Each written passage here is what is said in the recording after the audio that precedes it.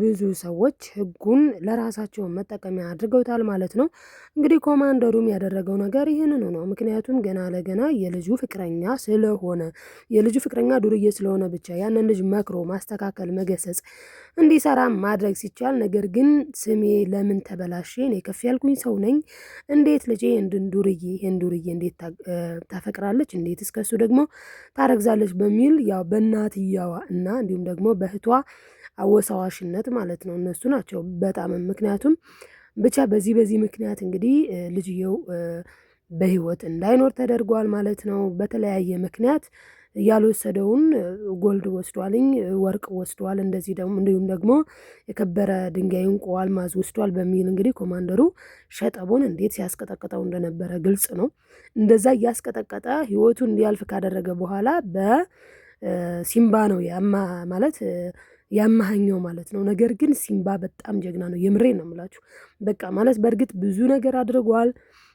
ብዙ ነገር አድርጓል። ብዙ ወንጀሎችን ሰርቶ ሊሆን ይችላል። ነገር ግን ደግሞ ዋነኛው ነገር ግን አሁን ላይ ለልጁ የከፈለው መስዋዕትነት ይሄ ኮማንደር እንግዲህ እንደሚታየው አይደለም። በጣም ብዙ ሰዎችን አቶ ለይኩንም እንዳለው በጉምሩክ በተለያዩ ትላልቅ ሰዎችን የሚያውቅ ትላልቅ ሰዎች ጋር አብሮ የሚጠጣ ታዋቂ ሰው ነው። ግን ይህንን ሰው በጣም እንዴት አድርጎ እንዳንበረከከው አይተናል። ሪካርዱን ይዟል።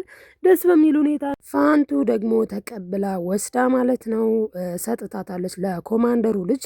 የኮማንደሩ ልጅ እጅ ገባ ማለት ይሄ ሪካርድ በጣም ትልቅ ዋጋ አለው። ዋናውን ነው የሰጣት ደግሞ ደስ የሚለው ነገር ማለት ነው። እና በእርግጠኝነት አክስቷም እያገዘቻት ነው፣ እየረዳቻት ነው። ወጥታ አባቷን ከሳ እንደምታንቸለችለው ግልጽ ነው። ምክንያቱም አሁን ላይ እያለ ያለው ሲምባ እኔ በደል በሌለብኝ እኔ ባልሰራሁት ስራ እኔ ለምን እታሰራለሁ፣ ለምን እወነጀላለሁ ብቻ ሳይሆን ለምን የዛ አንድ ፍሬ ልጅ ህይወት መና ይቀራል፣ ለምን ደሙ መና ይቀራል እያለ ነው ያለው። ይሄ ደግሞ ትክክለኛ ነገር ነው። ምክንያቱም ብዙ ሰዎች መና ሆነው የሚቀሩ አሉ ማለት በቃ የት ገቡ ተብሎ ሳይታወቅ። አሁን ደግሞ ኮማንደሩ የእሱ ልጅ ገና ለገና ስሟን ኢየሱስም እንዳይጠፋ ገና እሷ ትወደዋለች፣ ታፈቅረዋለች ሸጠቦን። ነገር ግን አባትየው ለምን ይሄን ማይረባ አፈቀርሽ፣ ለምን ከዚህ ከማይረባ ሰው ጋር ነፍሰ ጡር ሆንሽ በሚል እንግዲህ ልጅየውን ህይወቱን አጥፍቶታል ማለት ነው።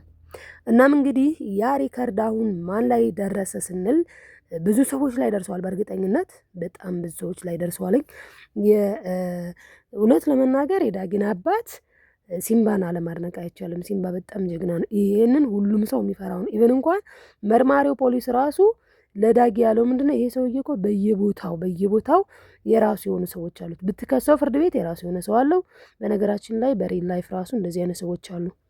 በቃ ማለት እነሱ ያሉት ነገር ሁላ ይሆናል ማለት ነው። ምክንያቱም ልክ እንደዚህ እንደ ኮማንደሩ ማለት ነው ስልጣናቸውን ለራሳቸው ስለሚጠቀሙበት። ስልጣን የተሰጠው የሰው እንግዲህ ህዝብን በስርዓቱ ላይ ያገለግል ነው። ነገር ግን ሙስና በመስራትና ህጉን ለራሱ ሲሆን በመገለባበጥ ነው እንግዲህ እየኖረ ያለው። በሌላ በኩል እንግዲህ ወይዘሮ ሮማን ወደነ ዳግም ወይም ወደነ ወይዘሮ ዝናሽ ማለትም በአቶ ለይኩን ምትረዳ መስላ ነው እንግዲህ የኑሃሜንን አባት እያባበለች ያለችው።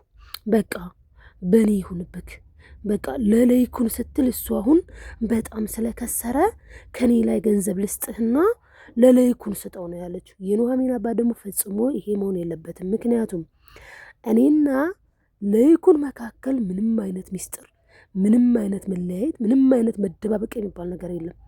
ሁሉን ነገር የምናደርገው በግልጽ ነው። ስለዚህ ከሰጠሽኝም ምለው ከሮማን ነው ብዬ ነው የምሰጠው ነው ያላትና አሁን ላይ የኑሃሜን አባት ሁለት ልብ ሆነዋል። ይሄ ሁለት ልብ የሆነበት ምክንያት ደግሞ ይሄ ገንዘብ ለለይኩን በጣም ያስፈልገዋል። ምክንያቱም መግቢያው ላይ እንዳየነው ማለት ነው አቶ ለይኩን በጣም ተጨንቋል። በነገራችን ላይ በጣም ምክንያቱም አሁን ላይ ድርጅታቸው በጣም እያሽቆለቆለ ነው ያለው። በጣም ኪሳራ ውስጥ ነው። ለዚህም ደግሞ ቤተሰቡን ሰብስበን ስለ ኪሳራው ማለትም እንዴት አድርገን ማስተካከል አለብን የሚለውን ተሰባስበን ሁላችንም ማውራት አለብን ብሏል አቶ ለይኩን። ናሆም ግን ለዚህ ሁሉ መክሰራችን ተጠያቂዋ ሮማን ነች እያለ ነው ያለው። እና አቶ ለይኩን ደግሞ ሮማን ነች ሳይሆን ወደ ሰው ሳይሆን የሚጠቆመው በቃ አንተ ሁሌ ከአንተ የምማረው ነገር ግን ትለኛለህ እንዴ ተስፋ አለመቁረጥ። ተስፋ ካልቆረጥን ነገ ጧት የትናንትናውን ድርጅት መመለስ አያቅተንም ተባብረን ከሰራን እያለ ነው ያለው። በእርግጥ አዎ ተባብረው ከሰሩ ይመለሳልኝ። ተስፋ ዋናው ነገር ነው ለሰው ልጅ ዋናው ነገር ለስራም ለሁሉም ነገር ተስፋ ማድረግ ነው። በቃ ተስፋ ካደረግን አንወድቅም። ምክንያቱም ተስፋ ያደረግነው ፈጣሪን ስለሆነ ማለት ነው። ፈጣሪ ደግሞ ያነሳ እንጂ የሚጥል ስላልሆነ ማለት ነው። እናም እንግዲህ አቶ ለይኩንና አቶ ተሰማ መካከል ቅራኔ ለመፍጠርና ሁለቱን ለማጣላት የመጣች ትመስላለች ማለት ነው ወይዘሮ ሮማን። እንግዲህ ሮማን የዚህም ቤተሰብ ውድቀት የምትፈልግ መሆኗ ግልጽ የሆነው በመጀመሪያ ደረጃ አቶ ለይኩን ወንድሟ ነው። ብር ስላለበት ብቻ በብሩን መክፈል ስላልቻለ በብሩ ፈንታ ቤቱን ነው የወሰደችበት።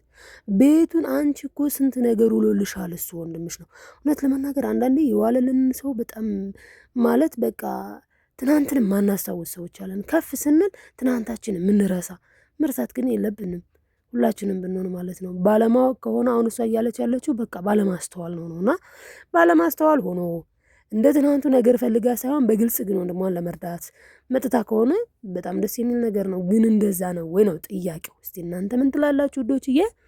እንግዲህ በሌላ በኩል አምራንና ዶክተሩ ላይ ትልቅ ፍቅር እየተፏፏመ ነው ጋይስ፣ በጣም እየተፋቀሩ ነው። ዛሬ ደግሞ እንግዲህ ፍቅረኛሞች መስለን እናምሺ እማዬ እናቴ ወደ ቤት ትመጣለች። ታዲያ እሷ ደግሞ ከዚህ በፊትም ከአንዴም ሁለቴ ከገጠር ሴቶችን እያመጣች እኔን እንዲያማለሉ ለማድረግ ትሞክራለችም አድርጋም ታውቃለች። ነገር ግን እኔ ደግሞ አልፈለኩም። እሷ ደግሞ የከተማ ሴት እንዳገባ አትፈልግም። ነፍሷን ይማርና የልጄን እናት ራሱ ሁሌ ነበር የሚጣሉት፣ አይዋደዱም ነበረ። ምክንያቱም እናቴ የከተማ ሴት እንዳገባ አትፈልግም እያለ ይገኛል ማለት ነው። ታዲያ አምራን በዚህ ነገር ላይ በጣም ነበር የሳቀችው። እውነት ነው ያስቃል። ግን ደግሞ እናቶቻችን ለእኛ በጣም ስለሚያስቡ በጣም ስለሚጠነቀቁ ለጥንቃቄ የሚያደርጉት ነው የሚሆነው እናትየው ማለት ነው። እና አሁን ላይ ታዲያ እናትየው እንግዲህ አስበው ለልጃቸው ከገጠር ሌላ ሴት አመተውም ከሆነ አይ ማየችሁት እኮ ሚስት እኮ አለችኝ ፍቅረኛ እኮ አለችኝ ለማለት አምራንን ወደ ቤቱ ይዟት ይሄዳል ማለት ነው። እናም እንግዲህ አማቿ ጋር ትስማማለች አትስማማም አምራን የሚለው ሌላ ጉዳይ ነው። በእርግጥ የትናንቷ አምራን ብትሆን ፈጽሞ አትስማማም። ምክንያቱም ያው እንደምናውቃት ለገንዘብ ነው ሰውን የምትቀርበው።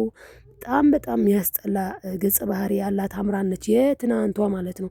የዛሬዋ አምራን ግን በጣም ደስ የምትል በጣም ጨዋ በጣም ትሁት ፍቅር የሆነች አምራን ነችና ይህንንም ነገር ተቋቁማ ከዶክተሩ ጋር በፍቅር ወደፊት ትቀጥላለች ብለን እናስባለን። እስቲ እናንተስ ምን ትላላችሁ ውዶች? እያሰባችሁን አስቀምጡልኝ። እና እንግዲህ የኑሐሚንና የናሆም ጉዳይ ደግሞ ያው ማለትም የጫጉላ ጊዜያቸውን በዱባይ እንዲያሳልፉ ታስቦ ነበረ ከዚህ በፊት እንደምናውቀው። ነገር ግን አሁን ላይ ቤት ላይ የመጣው ማለትም የድርጅታቸው ገቢ ማጣት፣ ስራ እየሰሩ አለመሆናቸው ማሽቆልቆሉ፣ በመቀጠል ደግሞ ከኮማንዶ ጋር ፊት ለፊት ሊፋለሙም አስበዋል። በእርግጥ ሰበቶም ሆነ ሲምባም ሆነ እንዲሁም ደግሞ ዳጊም ሆነ ይህንን ነገር ናሆምም ሆነ ሌሎች ቤተሰቦች እጃቸውን እንዲያስገቡ አይፈልጉም። ምክንያቱም አሁን ላይ ሲምባ በጣም ጥሩ ነገር ይዟል። እሱም የኮማንደሩ ሪከርድ ነው። ነገር ግን ኮማንደሩ በጣም የሚገርመው ነገር መሸነፍ የማይፈልግ ሰው ነው ፈጽሞ ማለት ነው። ምን እያለ ነው ያለው አሁን ላይ? በቃ ሲምባን አድናችሁ ፈልጋችሁ ህይወቱን አጥፉልኝ። ምክንያቱም ሲምባ በህይወት እስከኖረ ድረስ ለእኔ ሁሌም ቢሆን በቃ ማለት እፈራለሁ።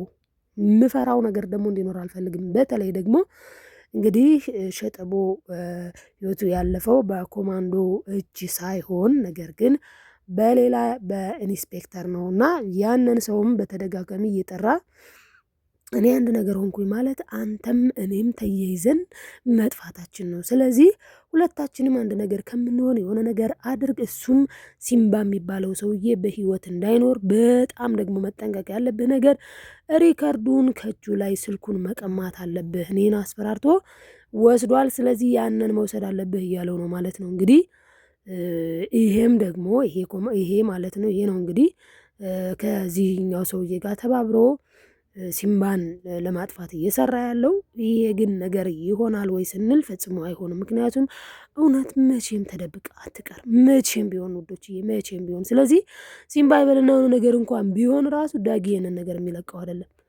ዳጊ ቢተው እንኳን የእጮኛው ማለት ነው ማለትም የኮማንዶ ልጅ ነብሰ ጡሯ ለራሷ ብቻ ስትል ሳይሆን ነገ ጧት ልጇ አባቴ ማን ነው ብሎ ይጠይቃታል። ስለዚህ ለልጇ ስትል አባቷን መክሰሷ የማይቀር ጉዳይ ነው። በእርግጥ እንዳልኳቸው አባትየው በየቦታው የራሱ የሆኑ ሰዎች አሉት፣ ግን ደግሞ እውነት ሀቅ ተደብቃ አትቀርም ብዬ አስባለሁ። እስኪ እናንተስ ምን ትላላችሁ? ዶችዬ ሀሳብ አስተያየታችሁን ኮሜንት ላይ አስቀምጡልኝ። ላይክ፣ ሰብስክራይብ፣ ሼር ማድረጋችሁን አትርሱ።